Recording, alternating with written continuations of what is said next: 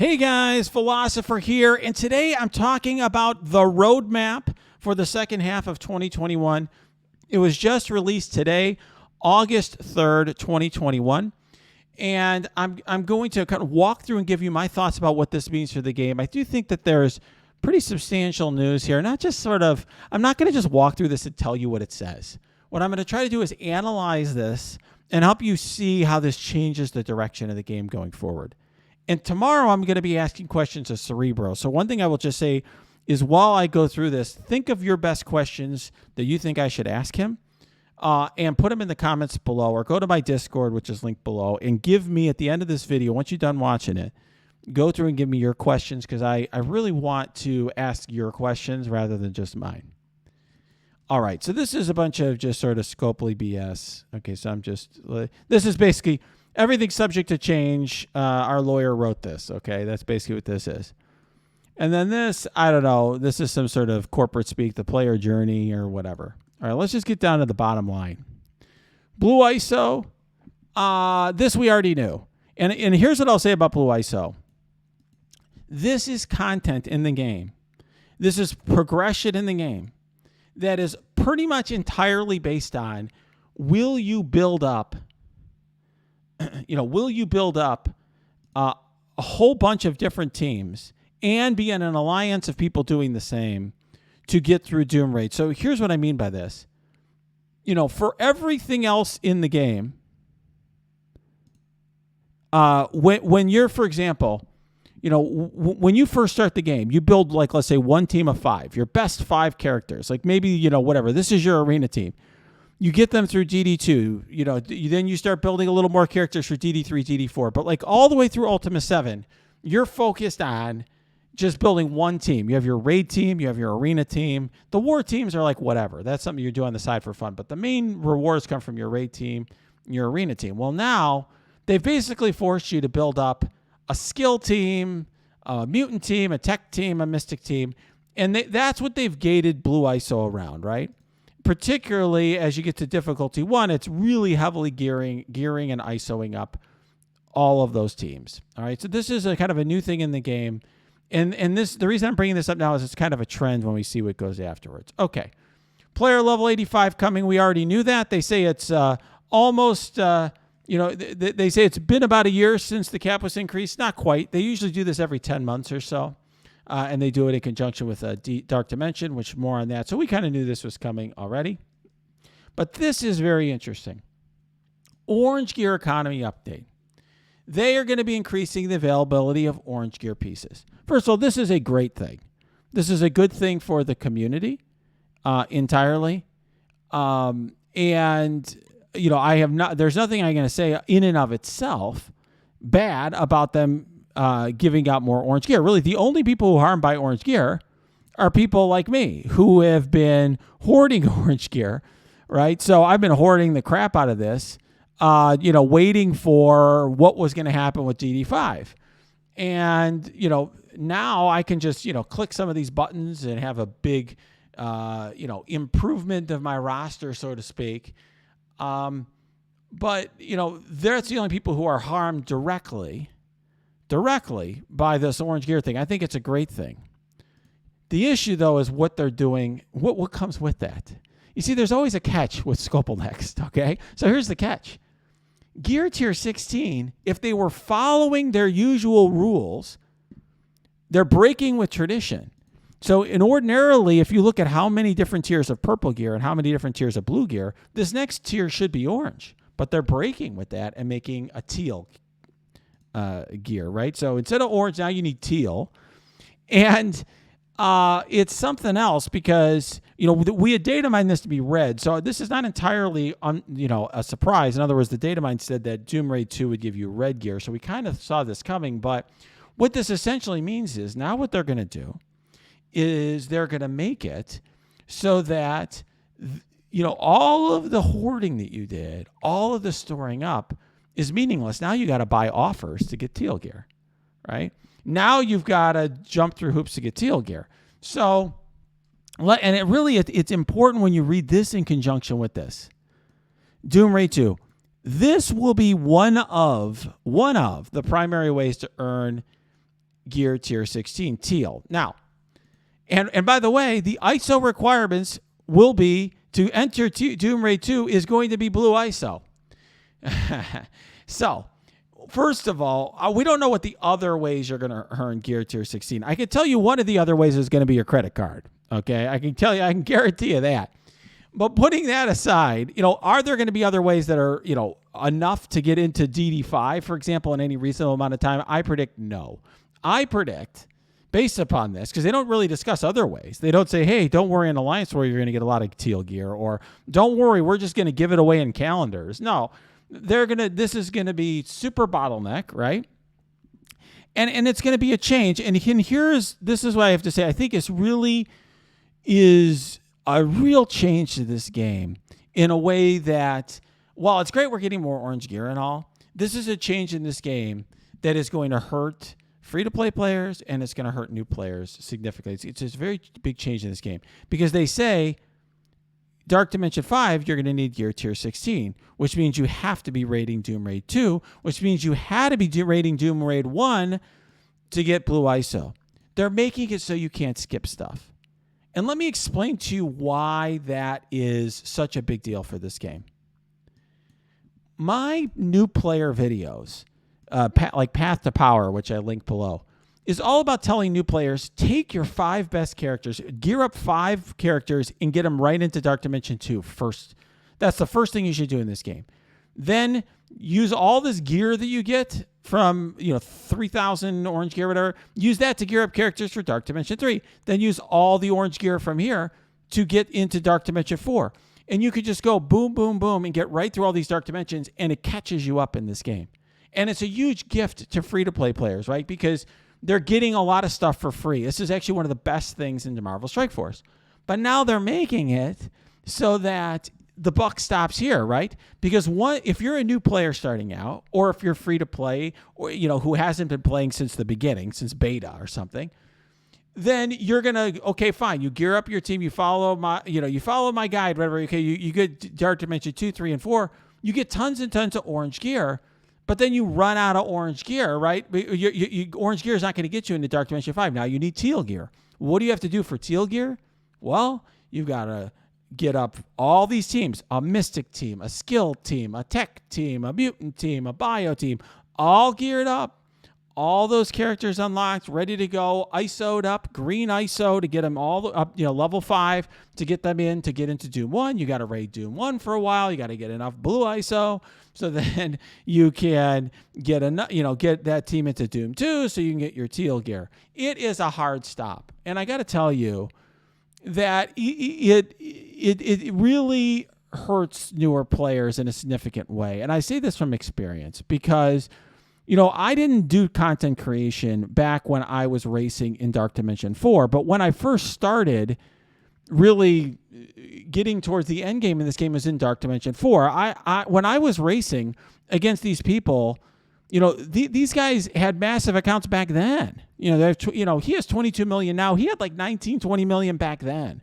These guys ahead of me were some of the biggest accounts in the game, and I had like 7.8 million TCP. And one of the devs had told me privately that this was like a Cinderella story. They were shocked. They were watching it with all this interest that I was racing these guys. The reason I was able to do this, guys, is because I had just beaten Dark Dimension 3, and I'm a hoarder kind of person. And so I hoarded up all the gear and hoarded even more orange gear and even hoarded my war credits because I just didn't need them for anything at the time. So I had all this hoard to use in Dark Dimension 4. Hoarding stops their bottlenecks. Hoarding stops them from getting you into a spot where you feel like you need to spend your credit card. Well, they basically want to stop that. Now, if you're free to play and you're hoarding up your gear to prepare, you're still screwed unless you're in an alliance that is already running Doom Raid, probably difficulty 1 to get enough blue ISO to get your characters up to get into Doom 2 so you can do that, which I'm sure it's going to be a lot harder, to get the Teal Gear. That's a really big change in this game. And to give you a sense, there are a lot of alliances that are running difficulty 1. So we're doing it 100% daily. But, I have a guy in my stream chat here. I'm on Twitch, who says he's in the 20th ranked alliance. He's running about 80. They're doing 80% 1.1. Another guy is 75th. And, in this area, and they're doing 40% 1.1 daily. There's another guy they're doing twice a week for 1.1 at 40%, and they're 190th. So let's just say there's a couple hundred, 200, 250 alliances. There's so many alliances in this game. That's such a small fraction of the player base. And those people are effectively locked out. They can't be part of the race. They can't be part of the enjoyment of this for quite some time. And I worry about how long it's going to take free-to-play players and newer players to break past this glass ceiling of Dark Dimension 4. So I'm concerned about what that does for the game. I'd be interested in what you think. Let me know, but I that's sort of my initial reaction to it. That's my concern. Obviously, it doesn't impact me now. It doesn't impact me now. It impacts, Philosopher 2.0, the next guy coming along who is a newer player trying to get through. All right. Dark Dimension 5, Gear Tier 16 we kind of expect, but, Teal, it is what it is. One of the things that's interesting is now you've got Dormammu. Instead of having, they alternate between characters and gear. So, Dark Dimension 2 was a character, Dark Dimension 3 was gear, Dark Dimension 4 was a character, Dark Dimension 5 you would think would just be gear, but no, they went with character, which is cool because frankly this is more fun. They did a character. I don't know much about this character other than remembering him from Doctor Strange. He looks a little too happy to be like an evil god or whatever he is. I will say he's happy because of all the credit card money that he's generating for Scopel Next. I don't know. Don't know what he's so happy about, but whatever. I love Dark Dimension 5. I got to tell you, the most exciting thing I did in this game was racing through Dark Dimension 4 and doing better than I had anticipated. I didn't expect to be doing it so quickly. I'm excited about Dark Dimension 5, but like I said, I'm concerned about what it means for the game. All right, let's talk about these improvements. They basically punt on Alliance War. They basically say, hey, we had a play test with nearly 100 players. I was one of them. Feedback, as you guys know from prior videos, and I'll link my latest one in that below. I did provide feedback to the devs on that. I'm glad that they have not just quickly rushed out improvements. I was very concerned about that because it really sounded to me like they were in a rush to just get something out. And I hope that they make it better because Alliance War right now is just too time consuming, especially since they're adding a whole new game mode. Like, how many game modes that take hours of your day are they expecting to add to this game? It's just a bit much. They need to streamline it and turn some of their less fun game modes into something that's less time consuming. Real-time arena, for example, which, let's face it, I haven't met anyone who likes this. And, I was talking to Mobile Gamer recently about this, and he had a good point, which is that one thing that, as he's put it, that this game is really about and what makes this game fun is knowing the matchups and selecting your team and knowing how to do the different matchup with the team. That's what's fun, right? Like, okay, all right, I'm facing Uncanny, so I'm going to use my Black Order, and I know I want to kill, this character first and then that character and so on and so forth. Well, real-time arena, you don't know what you're facing. It's just sort of like, it's essentially just, it's more like it's trying to be an action game or something but there's really can't be, it's very hard to have fair fights in this kind of game mode. It's more about building up a collection and knowing the counters and the strategies and theory crafting and all that. So it's just that none of that is in real-time arena as it exists now. So I do like some of these changes just because, look, yeah, the 160-second timer was BS. Having more bans, I don't know if this helps or hurts. This just means that you won't face Infinity Watch every time, which I guess is good. Making objectives less based on traits. Yeah, that's fine. So some people get screwed because they have 200 villain or something. Okay, fine. But this doesn't really solve the problem. They need to do more here. But I will say this. I give them credit for this much.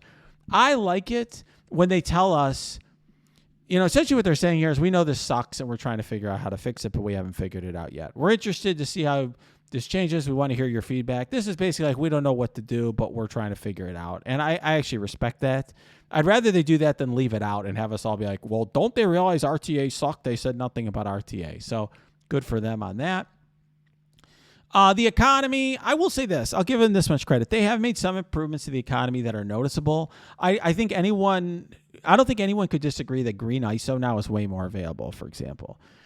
Training mats, they help there. It hasn't solved the problem.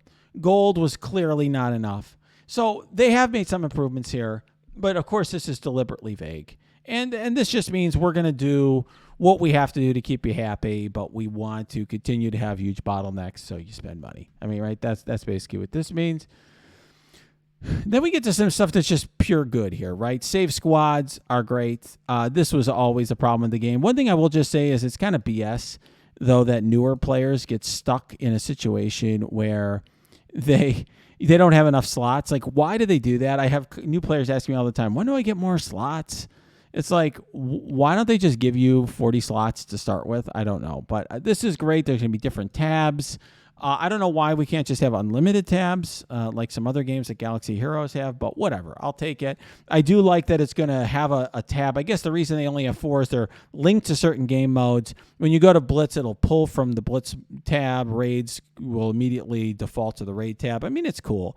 This is like, you can't complain about this, in my opinion. This is a good thing. Auto basics, another thing that's great. If you don't understand this, you can ask some alliance mates or whatever, but this is a great thing because when you often want to save your cooldowns in raids, save your let's say your ultimate for the next battle on the next node. So once you've already kind of got your enemies defeated more or less, you can turn it on to auto basic. This is something we've been asking for a while. I don't like that it's in advanced options, but whatever. Okay. I think they're just trying to make it simpler for new players. Sort by character level. Yeah, sure. This just means you could sort your roster by like level 7, you want to see everyone who's 79 or level 80 or whatever. That's fine. API, this is huge. If you've played another game that has an integrated API, you'll realize very quickly how much of a problem this is for MSF. Let's say in Galaxy Heroes, I can immediately see my opponent's entire roster and they can see mine. And, you can click buttons and see, how many days will it take me to farm to get this particular character or whatever. You can see all sorts of cool things. You can see, what the meta is in Arena, okay, for example, because it'll just pull, it'll pull everyone's arena ranking and then it'll pull, what their team is and all of that. I mean, it can be very sophisticated and, give you just a ton of data about the game. I think that's a good thing. And putting more data in the hands of players and allowing us to theorycraft more, I think is a good thing. Costumes, I got to admit, this is not an important part of the game to me, but I'll give it this much. The art department, if the rest of their game and their developers were as good as the art department, this would be a better game. I just can't get too excited about appearance, but the costumes look badass. This I do want to talk about. So Grand Tournament. All right, this is essentially a ripoff of a game mode in Star Wars Galaxy of Heroes. If you don't know Galaxy of Heroes, by the way, it's basically what MSF was ripped off. MSF in some ways is a ripoff of Galaxy Heroes. It was an older game. It's been out like 6 years or something that basically is like MSF, but it's for Star Wars. It's got worse graphics. There's a lot of differences between the two games, but at the core, they're similar hero collector kind of games. The Star Wars Galaxy Heroes has something called Grand Arena. It's their most popular game mode. Grand Tournament sounds awfully similar, and I almost think they're going to probably call it something different, but they're saying internally they're calling it this, and I think they're probably doing this basically so we know, this is Grand Arena, guys. So here's what Grand Arena is. Bottom line is Grand Tournament is like single-player Alliance War. If you like Alliance War, you will like the Grand Tournament because Grand Tournament is essentially going to be you do an Alliance War against some other person. You set your own defenses in your own rooms and they set their defenses in their own rooms and you leave teams for offense and you use your offense teams against their defense teams. That's the core of how it works, okay? Now, it's all, subject to change, whatever. But okay, that stuff's here. But let's just get into what they do tell us. Okay, you're going to get mashed into a large group. You're going to take turns fighting each other over the course of a week. That's just like Grand Arena. In Grand Arena in Star Wars, essentially you get I think it's 8 players in a group, and then you get matched up, and you have 3 different matches a week. Let's say I win my first match, I'm going to get matched up against somebody else who won their first match. And so on day 1, you set your defenses. Then on day 2, you attack. And here's to give you a sense of how it looks like in Galaxy of Heroes. essentially in Galaxy Heroes, you're placed in divisions based on your collection power. And then you get these dots are each rooms. It looks a little different there. Okay, but there's, these are 2 rooms, just like you have rooms in your Helicarrier and Alliance War. 2 rooms here, here. So this has got a total of 6. And if you're lower TCP, you might only have 4 rooms, and at higher TCP, you might have 8 or 10 or whatever. But that's the idea. And then, see, he's got 22 hours to attack. You basically have 24 hours. Anytime during that 24-hour period, and this is in Star Wars now, the Star Wars game, you can attack and try to full clear your opponent. Sometimes you can, sometimes you can't. You get points based on efficiency. And efficiency means, like, let's say I use 3 characters to beat your team of 5 characters. Well, I get an efficiency point for that. Or let's say my characters are at full health at the end, and I defeat your team where mine are full health. I get extra points for that. Stuff like that. It's basically to make it so instead of it being based on how fast you clear, it's based on like how good of a job you do, which I think is actually kind of cool. I don't know whether they're going to do that exactly, but that's basically what this is sort of like. So you get mashed into a group, you take turns fighting each other, you battle them based on a tournament, non-elimination tournament with multiple rounds, very similar. All right, you're going to accumulate your victory points and tally, determining how you rank within this group. Just like Galaxy of Heroes, where essentially within the 8, there's a guy who gets the first place prizes, 2nd through 4th get a different layer of prizes, 5th through 6th or something get another layer of prizes, and 7 and 8 get a lowest rank of prizes. So combat. In the setup phase, you assign teams to defense into rooms. This is what I just told you. The attack phase, you attack. Very similar. Here's a difference, though. Just like Alliance War, you're going to have different rules for the rooms. But, so for example, you have the armory or security or whatever. This, I think, essentially, means that they're going to have that sort of stuff here. And I think that's cool because it'll change up the strategies a little bit. And then here, tournaments will be part of a season lasting several months, and all the victory points earned in that time will place players into divisions. The better your division, the better rewards you will receive at the end of a tournament.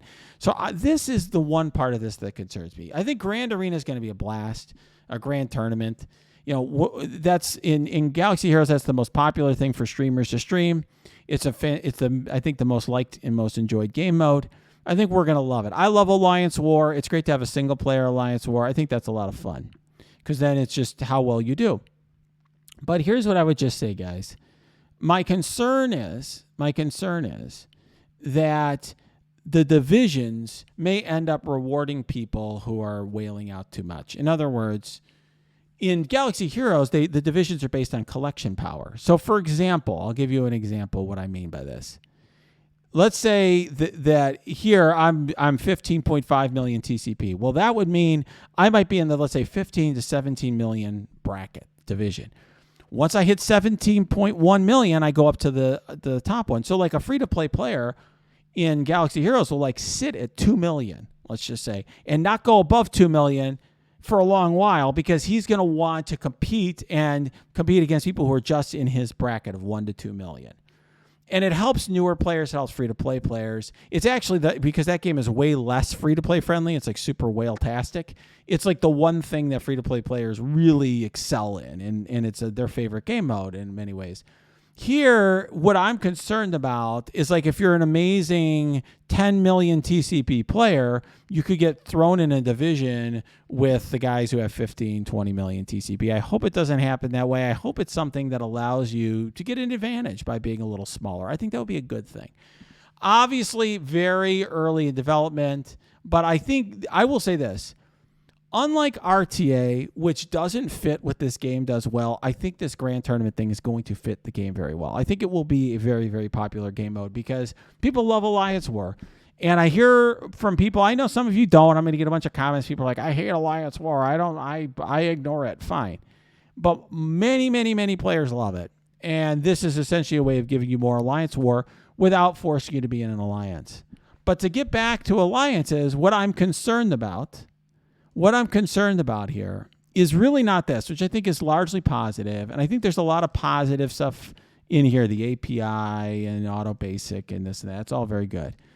But this Teal Tier and forcing you to be in Doom Raids 2 to get in Dark Dimension 5, I worry is going to break up more and more alliances in this game. It is going to reward people at the very top. It's essentially gating out people who are not at the very top for the race. You know, I was excited in Dark Dimension 5. Would there be some, new people who are 8 million TCP, 10 million TCP who would be racing early into Dark Dimension 5 with their horde of gear? That's not going to happen this time. If you're an alliance that's not doing Doom Raids right now, I'm sure you feel even more behind. Like now not only are you not getting Blue ISO, but now you're not going to get the gear tier 16 Teal. You're not going to get in Dark Dimension. They're really making it so Doom Raids are almost a requirement to get past a certain glass ceiling in this game. I don't think that that's a good thing from this game. And unfortunately, that is the biggest thing that I get out of this Road Ahead post.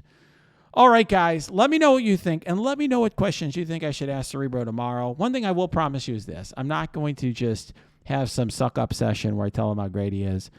Like, I actually, he's essentially the waiter. He's not the guy he's not the cook back in the kitchen. He's not the CEO of the company, but his job is essentially to answer our questions and to do his best job of putting their best foot forward. But I will ask him good questions, your questions, as best I can. So please put them below or put them on my Discord. That's linked below as well. And if you like this video, smash that like button, subscribe to this channel, and check out my Twitch stream. That's linked below as well.